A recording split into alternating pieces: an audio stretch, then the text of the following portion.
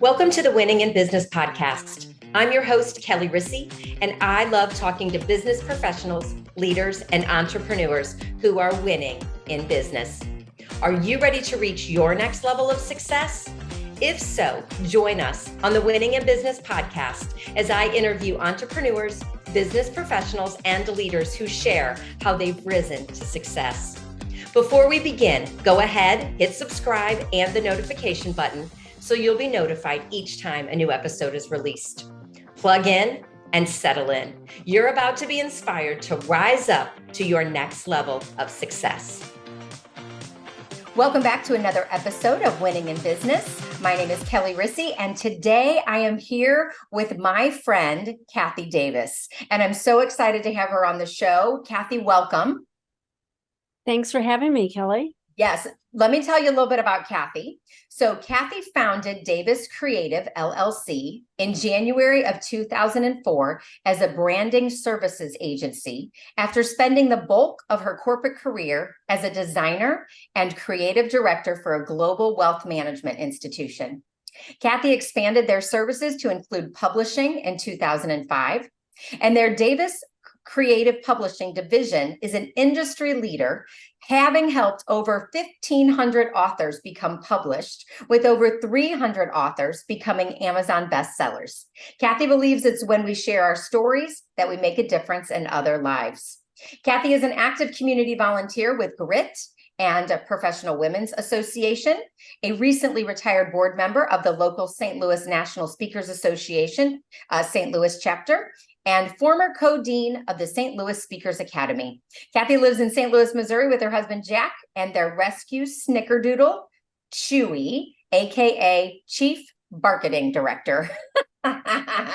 Well, Cathy, I am so excited to get into what you do because I know not all, but I know a lot of authors that you have helped and, all the books that you have behind you on your shelf. So let's just dive in. And why don't you start by just sharing how you ended up doing what you're doing now? What's the story behind that?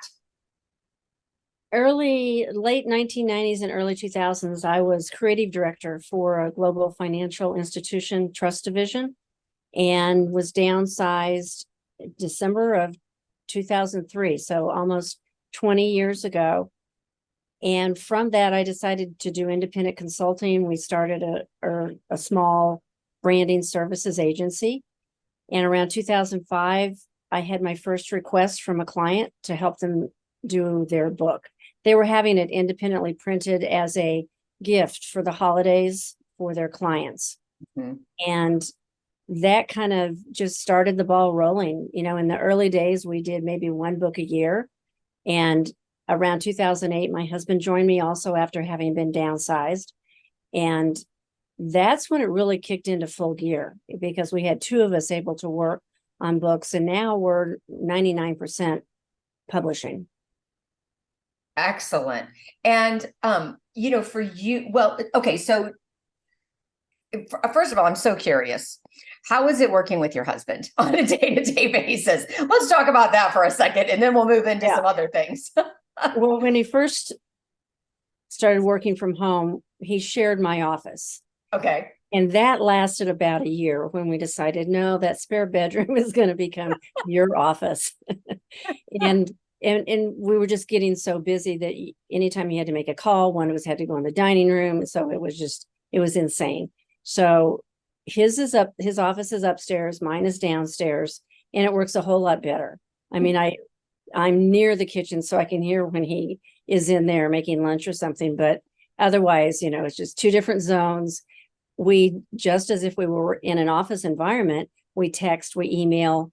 Sometimes I will go to the bottom of the stairs and holler up if I need to know something right away. But most of all, it actually works out pretty well because we're kind of in our own zones. We do our own thing in different parts of the business. Yeah, I was going to ask that if you if you have your specialty, this part of the business you are in charge of and he's in charge of this part of the business. So primarily I work with new business sales. I also / project manager, although we recently, within the last year, hired a project manager. So it was actually someone that used to work for me back in the corporate days at the bank. Oh, So I hired her originally straight out of college. So I know she comes well trained because we trained her. And then the other side of that is occasionally I still get to do a cover. Most of the artwork is either done by Jack or by our project manager, Missy. excellent. So, what are some of the ahas that you want to share with your audience that have really contributed to your success? And, for the short amount of time that I have known you, I feel like I have watched your business really explode and go to new levels. So I'm sure you have many ahas you've learned along the way. What are some of those? Well, ironically, when I was in my corporate position, I remember I went to my manager, who was the head of the St. Louis division, and I said, I think I really would like to go part-time so that I can pursue my artistic interests. And he said, well, what would you be doing? And I said, I don't know, something with books. Because you see a lot of art out there, and especially now, where people have taken a book and deconstructed it and created something else. And I thought, oh, that would be fun, not realizing the omen that I had, spit out of my mouth at that point. And, I was downsized within about 6 months after that. I think he maybe kind of knew at that point that, the whole department was going to go away. But what I noticed is once I was out on my own, that I kept getting drawn back to books. And during the pandemic, I went through one of those periods where I was cleaning out closets and drawers and, looking for things to do and getting rid of stuff. And I found a box from, I guess, my grade school and high school years. And in it was a book that I had made in grade school out of construction paper. And then you remember those little brass brads, you may be too young for this, that you push through holes, spread them apart. I'm sure there's a correct name for them, and it had those, and it had pictures cut out of magazines. And it was I was a travel guide or something. I don't remember the assignment, probably around 4th or 5th grade, because it was handwritten, the entire book. It was before computers, people. And and that was when this little light bulb went off. It's like, wow, I've always been an avid reader and always interested in books. And I remember my grandmother reading to me. So it did make an impact. And then as I started getting into helping more and more people with their books, one of the things that I realized was, as a child and female in our society, I came from a military household where you didn't speak unless spoken to. And as a female in our culture, I carried that through college. I carried that through my first marriage. And it was a lesson that I had to learn probably in the last 10 to 15 years to be able to step up and speak up. And what I find now is that is a pretty common denominator in the work that we do with the authors that we work with. Quite often they're telling stories of what I call the hero's journey. So they sometimes have to go back into those not so happy stories of childhood, and they tell of their overcoming that. It's kind of like you're walking along, you trip on that rock in the road, but you pick yourself back up, dust yourself off, and now life is better. And these are the lessons that I've learned. And so the theme of books has ironically carried throughout my life. I even did a stint right out of college at a retail bookstore. And it was like boom, boom, boom. Every job that I had along the way, God, the universe was preparing me for what I do now. And it took me a while to figure it out, what I was supposed to be doing. But I love what I do. And that's how I know that I'm doing what I'm supposed to be doing.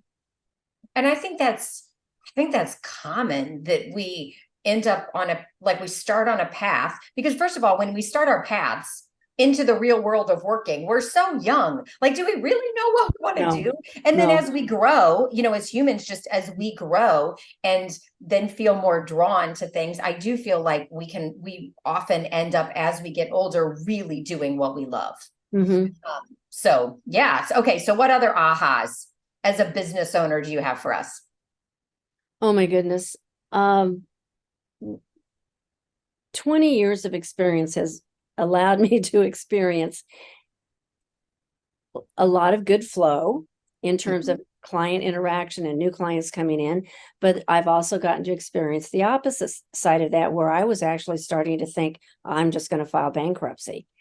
Luckily, I didn't, and I found a financial person that was able to coach me through all that.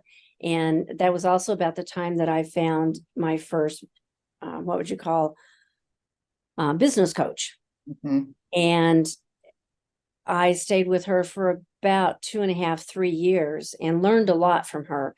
I've had 3 or 4 business coaches probably since probably around 2015 till now. Mhm. And each of them has served a purpose, whether it was financial or focus or marketing. And I think one of the biggest ahas I've had is that it's okay to ask for help. Mm. As I grew up pretty independent and have always been used to making my own decisions and making them quickly, typically.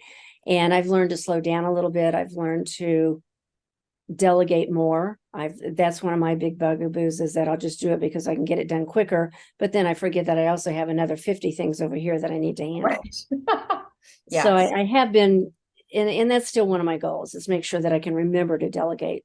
Yeah. Yeah.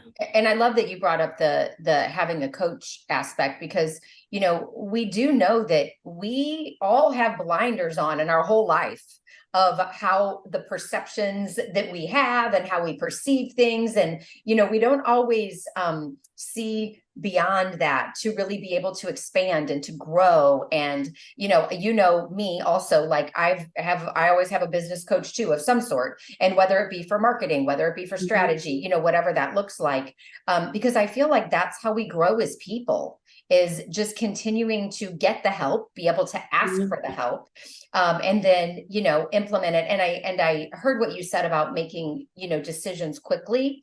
I think as a business owner, that is huge right there. Being able to make those decisions quickly and not getting stuck and stagnant on, I don't even know that, I don't, stagnant's not the right word, but stuck. Because then you're just spending energy on being stuck instead of really spending energy moving forward. So, And it took me a while to get there, because I'm an analyzer. So I will analyze and research and make my pro list and my con list. And it was like, Cathy, just make a decision. And once I learned to do that and trust myself and being able to make it without, you know, 3 weeks of research, yes, things went a lot more smoothly. Yeah. That right there is a golden tip. If you are an analyzer, Yeah. Cathy just said that when she was just able to trust her intuition and make that decision and move on, things move so much faster. Yeah. Golden nugget right there. Golden nugget. Good. Okay. What else can you think of? One more great tip. Well, the experts have been a big thing for me. If I used to research. Now I just look for the person.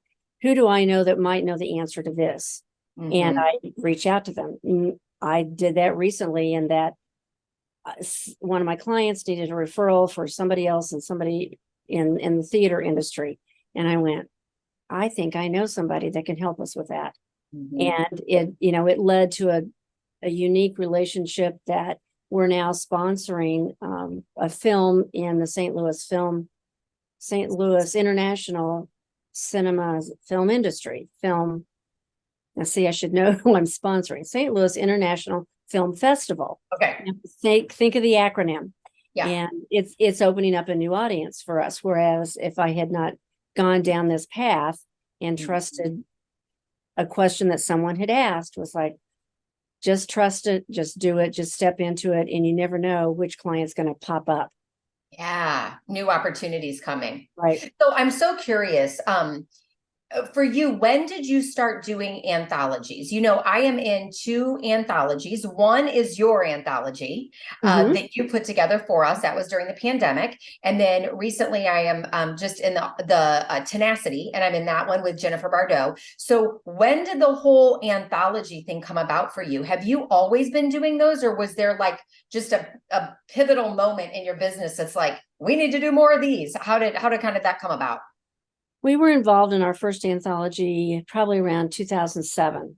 Okay. And someone locally had approached us were big fans of the Jack Canfield Chicken Soup for the Soul, Mhm. and said, if I bring 30 or 40 people to the plate, would you be able to create a book for us?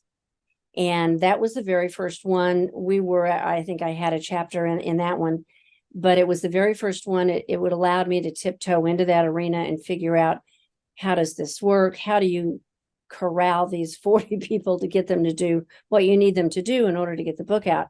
And so from that, over the years, last year we did 7. This year, I think we will have done 7 by the end of this year. Tenacity, as you mentioned, just launched last week. Yes, last week. Last week. And we're close. That was our 30th anthology since 2007. So it's a lot of fun. I love the process, because sometimes you'll have people that will come into an anthology, primarily female are the ones that we create, of stories of overcoming, the hero's journey, a lesson that they learned. But sometimes women will come in and say, well, what do I have to say that anybody wants to hear? Or I've never written a sentence or two in my entire life. How am I going to write 1,500 words for a chapter? And by the time they walk through our process, because everyone's assigned a writing coach, and we take care of all the details and just give you a list of what you need to do first, second, and third. By the time they get through the process, their confidence level has shot to the moon. I mean, it's amazing. Some of these women are like, I'm ready to write my book. And it's like, well, and actually that's part of the part of our funnel, is that typically 3 to 4 out, each author out of each anthology will come back, and either one may want to do an anthology and another one may want to write their solo book. Mhm. And so that is part of our sales funnel, that then we can now help other people create their solo book that they can then use to help market their business. Yeah, that's wonderful. And for anyone that is interested in writing their own book, I know the process for the anthology, right? And that, because you're writing a chapter, that can be done fairly quickly, you know what I mean, in a X amount of time frame. Mhm. What about writing a book? If you're doing a whole book yourself, what is typically the time frame for that? And I'm sure it varies, and just Yeah. the average of it. Well, and surprisingly, it's about the same amount of time. Okay. An anthology the entire process is 5 to 6 months. So if someone comes to us and just has an idea for their solo book and hasn't written anything, it can take up to a year. Same process though. We assign them a writing coach. Our writing coaches are not only have an undergraduate degree in journalism or some sort of communications degree, so they can put 2 sentences together, but they also have expanded education or training. They're either social work or life coaches. We even have one who's a PhD in child development. So they have all been in that position of helping someone share a story that maybe they've never told anybody before about. And so I love that, because quite often people will say, oh, I can't wait to talk to Carol or Cheryl, because I feel like I'm getting my therapy session while I'm doing my writing. And so that helps, though, to have someone like that in order to pull those words out and get the ideas down. For people that feel like writing a book seems daunting, what advice do you have? I get asked that question a lot. I usually tell people, go out, buy a spiral, or set up a document on your computer, whichever you're most comfortable with. I like the handwritten version as your first step, because there is that connection, the neuro-linguistic connection between your brain and your hand, and it helps to get the feelings out I think, when you do it ink on or pencil on paper. And just start doing brain dumps. Don't worry about it being in a sentence or grammatically correct. Just get it all out. And then when you think you've got something, or you kind of have a better idea of where your book is going, that's when you reach out to us and we can help you organize it. We had a woman pre-pandemic who didn't know anything about Microsoft Word, didn't like computers. She was in her 80s, but she had a fantastic story. So we paired her with an editor who went to her home. The editor would set up her computer, turn Zoom on, and record the interview with this author, and we took that transcript and turned it into the book. Well, that leads me to one more question. Mhm. While we're on this topic, and if anybody is wondering, like, what is the, I don't know, I don't know if I want to know the percentage of people that use a ghostwriter or write it themselves, or the advantages of writing it yourself, or the advantages of using a ghostwriter. Like, what do you have on that? So from a national level, I'm not sure of those statistics. I can tell you from our level, about once a year, we'll get someone who will say, I want to hire a ghostwriter. I don't want to do it myself. And so we have those people in our lineup that we can pull in depending on your genre. If you want male, female interaction, however that works for you. Most often what will happen is that someone will start either with their spiral or with their Microsoft Word document and type what they think is a really great book. And then we pair them with a writing coach and an editor. And sometimes it is. I would say probably 30 to 40% of the time it is a fairly good manuscript. And then the editor helps them even it out, make sure that it's going to be easily readable. Because the one thing you don't want to happen is to write a book, have someone buy it, and they can't even get through the first chapter because they can't follow you. They're not going to read it.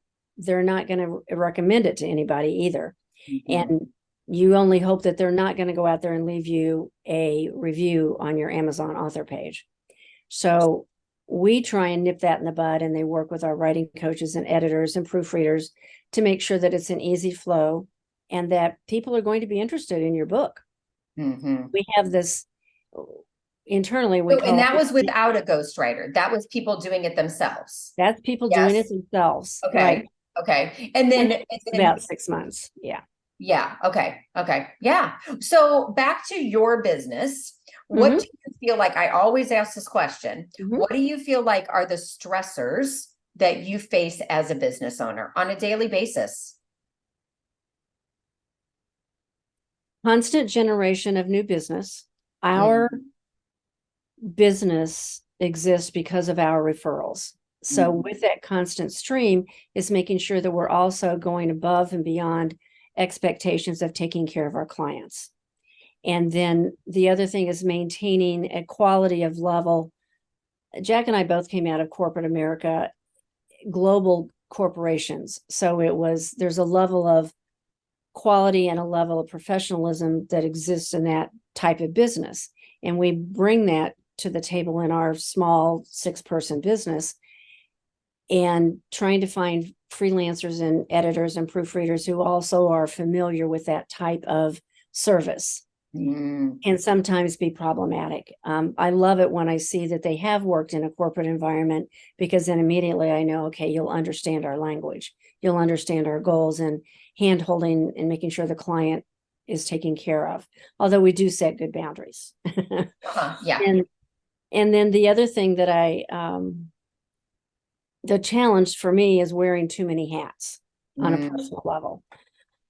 You start out and you're the only one in the business, and then you hire the bookkeeper or you hire the assistant, and you start taking those little steps into adding people, to help you with the things that you don't like to do. That was what the best advice I ever got was: take a look on a daily basis. What do you avoid?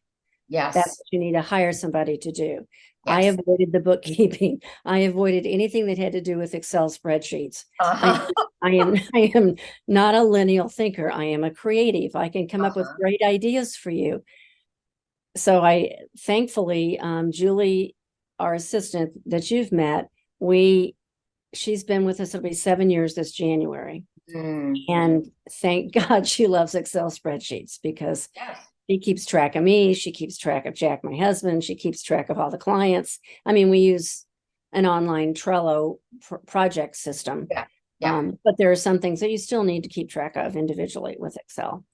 And then the generating the new business, the not wearing too many hats, letting go, letting somebody else handle it, and knowing that, you trust them to do it.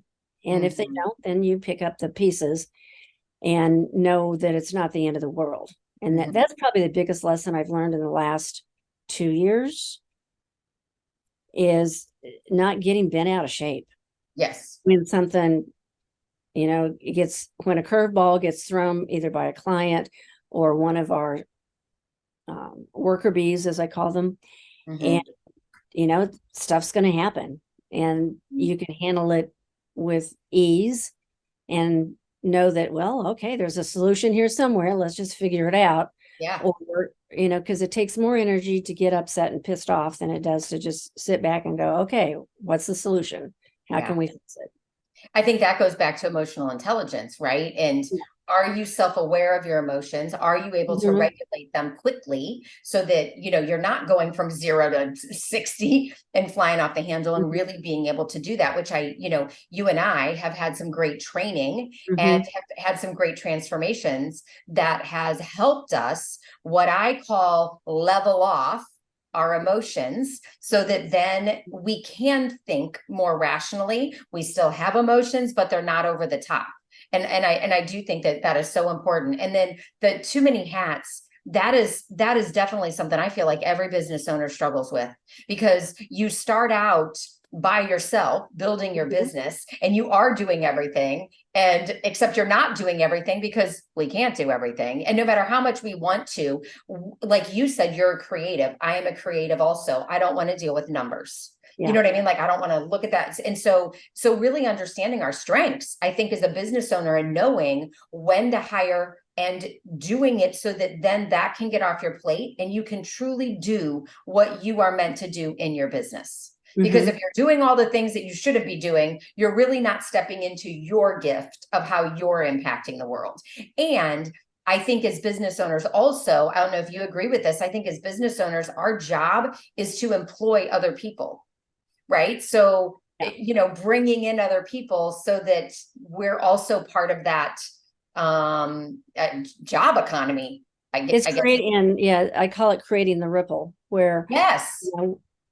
and a lot of times, on the bigger we've gotten, the more that other people are doing the work. And that's also part of our plan, so that Jack and I can just kind of step back a little bit and watch it flow, be here if somebody has a question. And it's important to let that happen. Yes. And I think when when you start delegating and you start doing that, you also, as a business owner, gain back time in your life. You gain back time Imagine that. Yeah, to do imagine that. things. Yes. And you can set boundaries and you can say no to things, because you don't have to do everything. So that's the blessing in it. So for you as a business owner, what are your goals for your business moving forward? What's the next big milestone that Davis Creative is looking? So we are in the process of creating passive income. What that means for me is creating courses or creating downloadable how-to documents. And we've been doing this a long time. We have the processes down internally.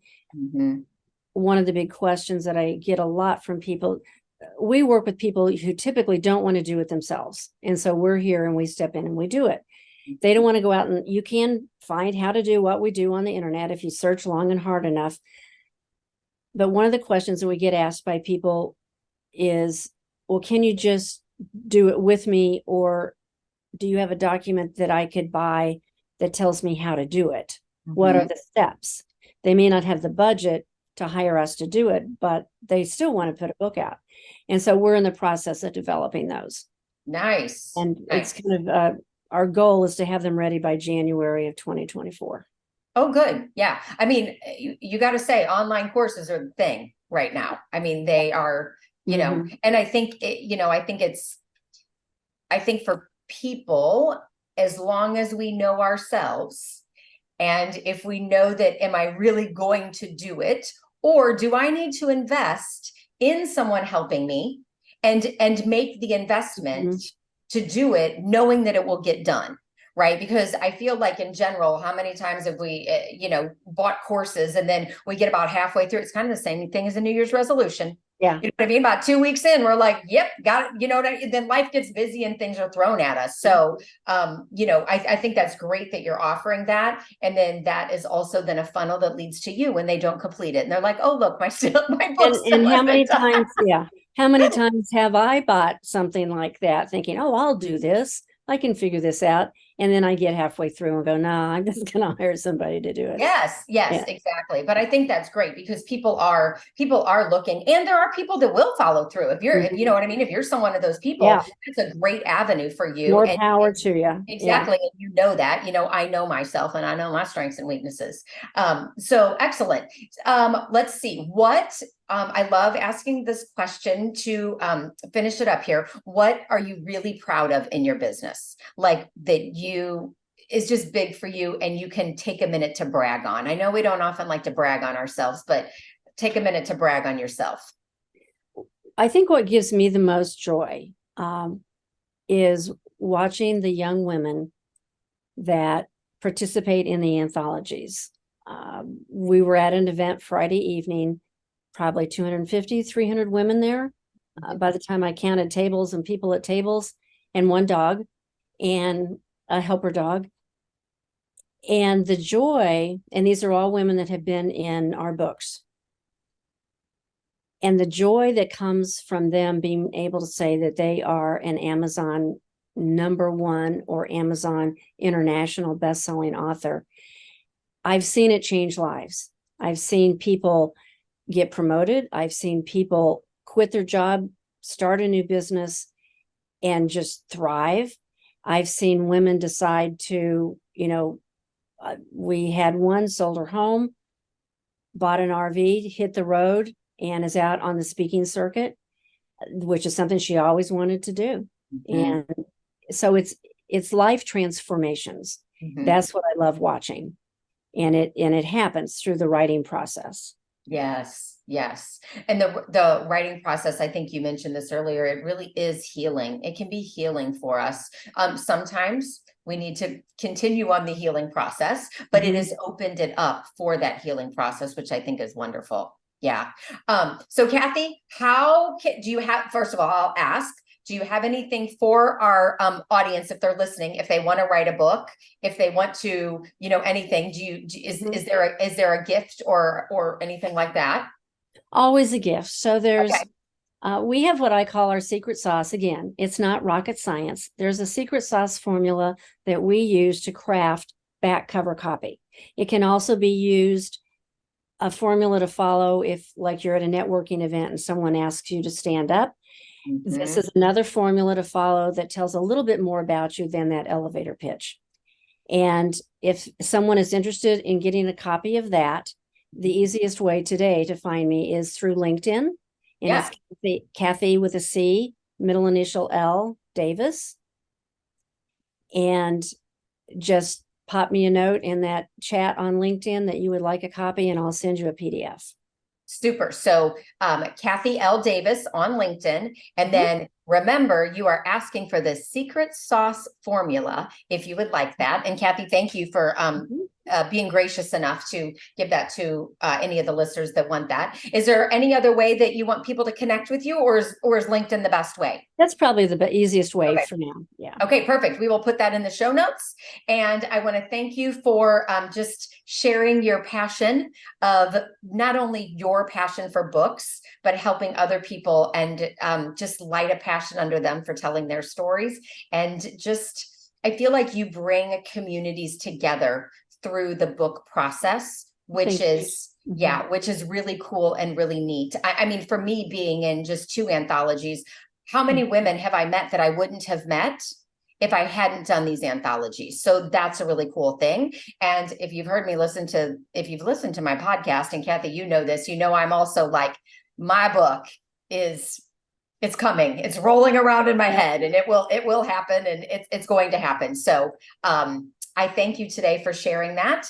And for our listeners, thank you for listening. And do me a favor, if you will share this episode with someone that you know. So the people that are great authors tend to be coaches, consultants, trainers. Who else? Who else, Cathy? I mean, anyone. Speakers. Yes, But speakers, trainers, yeah. speakers, trainers, yes, coaches, all of them. And if you have a story in you that you are ready to tell, I highly suggest you get in touch with Cathy and hear about her process and what she has to offer. So thanks for listening today on this episode of Winning in Business, and we will see you next week. Until then, rise up and live.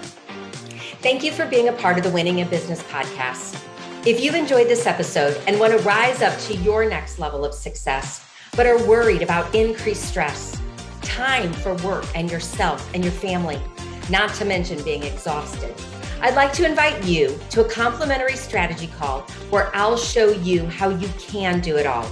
I'll help you reclaim time, keep your sanity, handle the chaos with ease, and move to the next level of success that you deserve and desire. I hope you found value in listening today. Please always leave your comments, feedback, or questions. We check them all. I want you to continue winning in business and reach your next level of success. See you next time.